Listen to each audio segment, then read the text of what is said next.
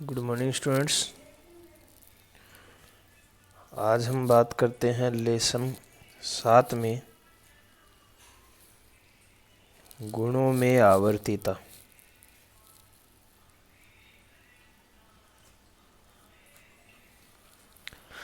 गुणों में आवर्तीता की बात करते हैं। आवर्त सारणी में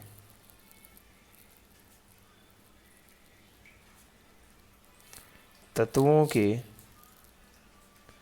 इलेक्ट्रॉनिक विन्यास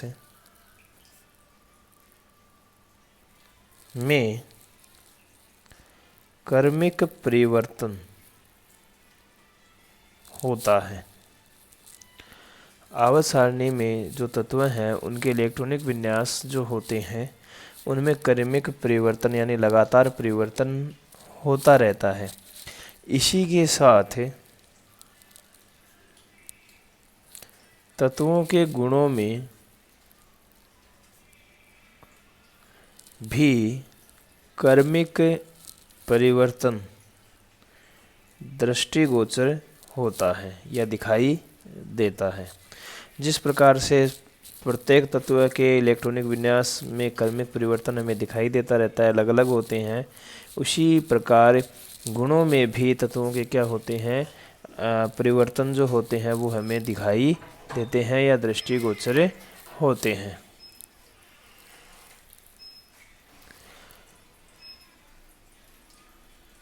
गुणों में इन क्रमिक परिवर्तन को ही गुणों में इन क्रमिक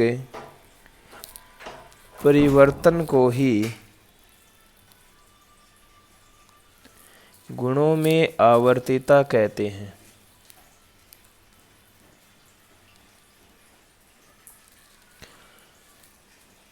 जो आवर्त सारणी है, इस आवर्त सारणी में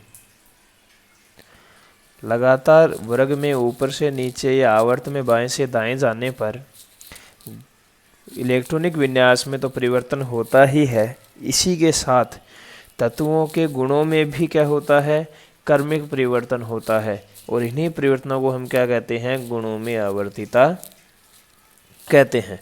जैसे कि परमाणु त्रिज्या है, गलनांक है, क्वथनांक है, संयोजकता है, आयनन एंथैल्पी है, ये सभी गुणों में आवर्तीता को दर्शाते हैं। कुछ प्रमुख गुणों में आवर्तीता इस प्रकार से पाई जाती है। सबसे पहले हम बात करते हैं परमाणु त्रिज्या की।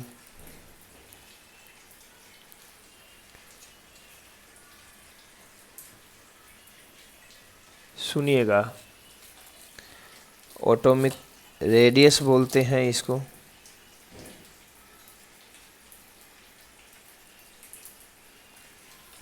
परमाणु जो होता है,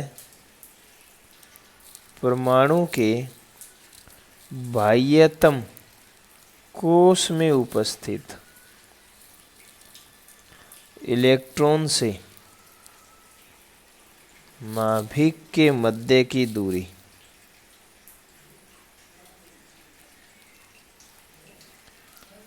परमाणु त्रिज्या कहलाती है। मान लीजिए एक परमाणु है, इसमें एक ही कक्षा है। एक परमाणु है, इसमें 2 कक्षाएं हैं। एक परमाणु है जिसमें 3 कक्षाएं हैं। और इसी प्रकार आगे एक परमाणु है कि जिसमें 4 कक्षाएं हैं। अब आप ये देखिए कि बीच वाला नाभिक है, ये पहली कक्षा, ये पहली दूसरी कक्षा, ये पहली दूसरी तीसरी कक्षा, ये पहली दूसरी तीसरी और चौथी कक्षा। इसमें ये कहा गया है कि किसी परमाणु के बाह्यतम कोश में, इसका पहला बाह्यतम कोश है, इसका दूसरा है, इसका तीसरा है और इसका चौथा है। और इसमें उपस्थित इलेक्ट्रॉन जो है, उस इलेक्ट्रॉन से इस नाभिक, बाह्यतम कोश के इलेक्ट्रॉन और नाभिक के बीच की जो दूरी है, ये क्या कहलाती है, परमाणु त्रिज्या कहलाती है। यह एक बहुत छोटी इकाई होती है। अब सुनिएगा, जब हम एक आवर्त में यानी कि एक आवर्त में बाएं से दाएं जाएंगे इस तरफ, तो परमाणु क्रमांक बढ़ता जाएगा। यहाँ पे 1 है, यहाँ पे 2 है, फिर 3, 4, 5, 6, 7, 8, इस प्रकार से परमाणु क्रमांक बढ़ता जाएगा। अतः नाभिक में प्रोटॉन की संख्या भी क्या होती जाएगी, बढ़ती जाएगी। इसमें 3 प्रोटॉन है, इसमें 4 प्रोटॉन है, इसमें 5 है, इसमें 6 है, इसमें 7 है, इसमें 8 है। और इस कारण बाह्यतम कोश में उपस्थित इलेक्ट्रॉन पर अधिक नाभिकीय आकर्षण बल लगेगा। यानी कि जो इलेक्ट्रॉन होता है इसे नाभिक के द्वारा अपनी ओर आकर्षित करने का जो बल है उसे हम नाभिकीय आकर्षण बल कहते हैं। अर्थात बाह्यतम कोश के इलेक्ट्रॉन गो कक्षा में जो उपस्थित इलेक्ट्रॉन है इसको नाभिक अपनी ओर आकर्षित करता है और इसे ही हम क्या कहते हैं, नाभिकीय आकर्षण बल कहते हैं। और प्रोटॉन जितने ज़्यादा होंगे परमाणु में उतना ही आकर्षण बल क्या होगा, अधिक होगा। तो इसलिए परमाणु त्रिज्या का जो मान होगा वो क्या हो जाएगा, घट जाएगा। जबकि आप देखेंगे एक वर्ग में ऊपर से नीचे जाएंगे तो कक्षाओं की संख्या बढ़ती जाती है, और कक्षाओं की संख्या बढ़ती जाएगी तो आप देखिए इलेक्ट्रॉन और नाभिक के बीच की दूरी कहाँ पे ज़्यादा है। तो आप देखेंगे ये जो त्रिज्या है, ये जो दूरी है नाभिक और इलेक्ट्रॉन के बीच की दूरी, क्योंकि अंतिम कोश में होना चाहिए इलेक्ट्रॉन, अंतिम कोश चौथा है यहाँ पे, और ये नाभिक है, इसके बीच की दूरी ज़्यादा है। तो यानी कि एक वर्ग में ऊपर से नीचे आएंगे तो परमाणु त्रिज्या का मान क्या होगा, बढ़ता जाएगा। यानी कि परमाणु त्रिज्या का मान वर्ग में ऊपर से नीचे आने पर बढ़ता है और बाएं से दाएं जाने पर घटता है। तो ये हमने बात की परमाणु त्रिज्या की। यहाँ पे आपको क्वेश्चन जो आएगा वो ऐसे ही आएगा कि गुणों में आवर्तिता को बताना है परमाणु त्रिज्या की। तो यानी परमाणु त्रिज्या में आप लिखेंगे कि ऊपर से नीचे, वर्ग में ऊपर से नीचे जाने पर परमाणु त्रिज्या का मान बढ़ता है, क्योंकि प्रभावी नाभिकीय आवेश का मान कम हो जाता है। अतः परमाणु त्रिज्या बढ़ जाती है। और बाएं से दाएं जाने पर नाभिकीय आवेश का मान जो होता है ये अधिक होता है, जिसके कारण परमाणु त्रिज्या का मान कम हो जाता है। बाह्यतम कोश और नाभिक के, बाह्यतम कोश में उपस्थित इलेक्ट्रॉन और नाभिक के बीच की दूरी को ही क्या कहा गया है, परमाणु त्रिज्या कहा गया है। अब हम एक प्रभावी नाभिकीय आवेश का अध्ययन कर लेते हैं, क्योंकि यही आगे तक हमारे आवर्तिता में काम आएगा। सुनिएगा, ये नाभिक है, ये परमाणु का पहला कक्षक है। तो इलेक्ट्रॉन जो होते हैं बाह्यतम कोश के, यानी इसमें एक ही कक्षा है तो पहली कक्षा इसकी बाह्य कक्षा हो जाएगी। अगर इसमें 2 कक्षाएं हैं तो दूसरी कक्षा इसकी बाह्यतम कक्षा हो जाएगी। यानी लास्ट जिसमें इलेक्ट्रॉन उपस्थित है वो उसकी बाह्यतम कक्षा होती है। और इलेक्ट्रॉन को नाभिक क्या करता है, ये नाभिक है। परमाणु में बाह्यतम कोश के इलेक्ट्रॉन पर नाभिक के द्वारा जो आकर्षण बल लगाया जाता है, यानी कि नाभिक इस इलेक्ट्रॉन को अपनी ओर खींचेगा, इसी आकर्षण बल को हम क्या कहते हैं, प्रभावी नाभिकीय आवेश कहते हैं। प्रभावी नाभिकीय आवेश महत्वपूर्ण गुण है, जिससे आवर्त सारणी में गुणों की आवर्तिता प्रभावित होती है। एक ही आवर्त में अगर आप बाएं से दाएं जाएंगे तो प्रभावी नाभिकीय आवेश का मान बढ़ेगा, क्योंकि प्रोटॉनों की संख्या बढ़ती है। तथा एक वर्ग में आप ऊपर से नीचे आएंगे तो इसका मान क्या होगा, घटेगा। ये आपको याद रखना है, ताकि आगे की आवर्तिता जो आप बताएंगे वो इसी के आधार पर बताई जाएगी। देखिएगा, अब आगे हम बात करते हैं आयनिक त्रिज्या की।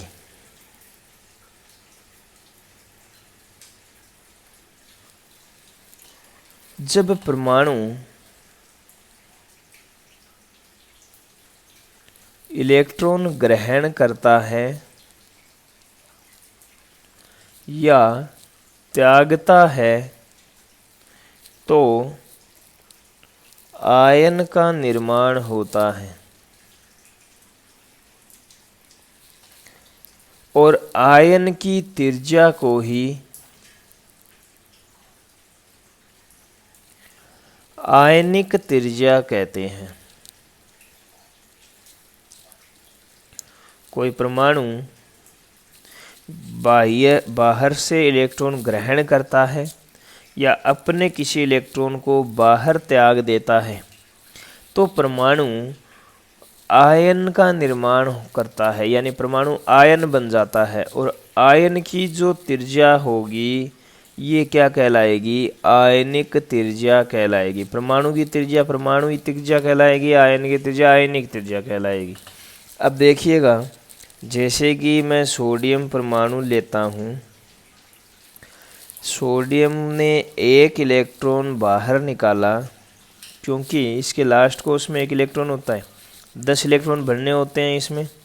सोडियम 11 पे आता है, 11 इलेक्ट्रॉन भरने होते हैं। तो पहले कक्षा में 2 भरे जाते हैं, दूसरी में 8 भरे जाते हैं और 11वां जो आएगा वो तीसरी कक्षा में आएगा। अब ये तीसरी कक्षा वाले इलेक्ट्रॉन को क्या कर देगा? बाहर निकाल देगा अपना अष्टक पूर्ण करने के लिए। तो एक इलेक्ट्रॉन इसने क्या कर दिया? एक इलेक्ट्रॉन बाहर निकाल दिया और बाहर निकालते ही जो Na है इसके ऊपर पॉजिटिव चार्ज आ जाएगा और ये क्या हो जाएगा? छोटा हो जाएगा। यानी ये क्या बन गया? अब आयन बन गया, इसके ऊपर पॉजिटिव चार्ज आ गया, इलेक्ट्रॉन क्या हो गया? बाहर निकल गया। तो इलेक्ट्रॉनों को जब बाहर निकाला जाता है या ग्रहण किया जाता है, जैसे ग्रहण कर रहे हैं, क्लोरीन का एग्जाम्पल देते हैं आपको। क्लोरीन जो है इसने एक इलेक्ट्रॉन ग्रहण किया और ग्रहण करने से क्या बन गया? क्लोरीन का आयन बन गया। तो जब ये आयन बनते हैं पॉजिटिव और नेगेटिव, तो आप देखेंगे कि जो इनका परमाणु होता है आयनों का, इन परमाणुओं से ये बड़े या छोटे दिखाई देते हैं। धनायन निर्माण में इलेक्ट्रॉन के निकलने से परमाणु का बाह्यतम कोश क्या हो गया? ये इलेक्ट्रॉन ये बाहर निकाल देगा तो इसमें बाह्यतम कोश ये बचेगा, यानी कि इसमें कक्षा कितनी थी? पहले 1 2 3 थी, अब कितनी है? 2 है। यानी इलेक्ट्रॉन को बाहर निकालने से जो कोश होता है बाह्यतम कोश, ये पूरा ही क्या हो जाता है? समाप्त हो जाता है। और कितने कक्षक बचते हैं? फिर एक कम बचता है। जिससे पहले आप ये देखिए, ये आकार बड़ा था परमाणु का कि ये आकार बड़ा है? आप बताएंगे ये आकार बड़ा है परमाणु का और ये छोटा है। यानी कि हम कह सकते हैं जब धनायन का निर्माण होता है तो धनायन जो होता है वो अपने परमाणु से क्या हो जाता है? छोटा हो जाता है। जबकि ऋणायन बनते समय इलेक्ट्रॉन को ग्रहण किया जाता है और जब ग्रहण किया जाएगा तो एक अलग कोश के अंदर क्या किया जाएगा? उसको ग्रहण किया जाएगा और जब उसको बाह्य एक और कोश में ग्रहण किया जाएगा तो एक और कक्षक जो होगा वो इसके साथ में जुड़ जाएगा। यानी कि जब ऋणायनों का निर्माण होता है तो वो अपने परमाणु से क्या होते हैं? बड़े होते हैं। यानी कि धनायन निर्माण में इलेक्ट्रॉन निकलने से परमाणु का बाह्यतम कोश पूरी तरह समाप्त हो जाएगा। शेष इलेक्ट्रॉन पर प्रभावी नाभिकीय आवेश का मान बढ़ जाएगा और हमेशा धनायन का आकार उदासीन परमाणु से छोटा होता है। किसी परमाणु में इसी प्रकार इलेक्ट्रॉन ग्रहण करने से ऋणायन बनता है और ऋणायन बनने में बाह्यतम कोश में इलेक्ट्रॉन की संख्या बढ़ती है और प्रभावी नाभिकीय आवेश का मान कम हो जाता है, जिससे ऋणायन का आकार हमेशा उदासीन परमाणु से बड़ा होता है।